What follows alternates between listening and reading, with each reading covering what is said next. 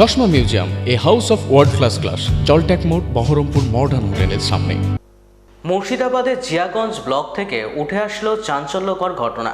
অভিযোগ, তৃণমূল কংগ্রেসের পরিচালিত পঞ্চায়েত সমিতির কর্মাধ্যক্ষ পরিতোষ সরকারের পরিবারকে রাস্তায় ফেলে মারধর করা হয়েছে জমি দখলের চেষ্টাকে কেন্দ্র করে। জানা গিয়েছে 2 বছর আগে পরিতোষ সরকারের ঠাকুমা নিখোঁজ হন। তার নামে থাকা আবাদি জমি দীর্ঘদিন ধরে চাষাবাদ ও ভোগ দখল করে আসছিলেন তার ছেলে পরিতোষ সরকার। অভিযোগ, গত 4 ফেব্রুয়ারি সকাল 11টা নাগাদ বেশ কয়েকজন জমি মাফিয়া লোহার রড ও লাঠি নিয়ে ওই জমি দখল করতে আসে।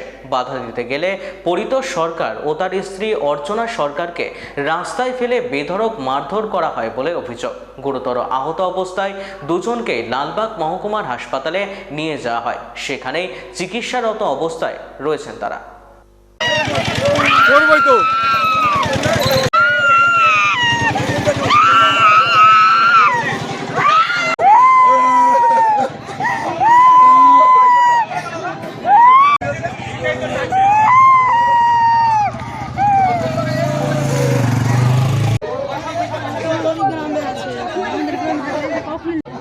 পাঠাবো আমি সাহেব কাকাকে।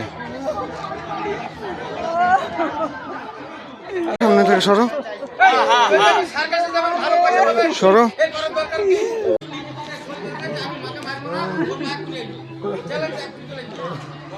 ভয় আছে আমাদের।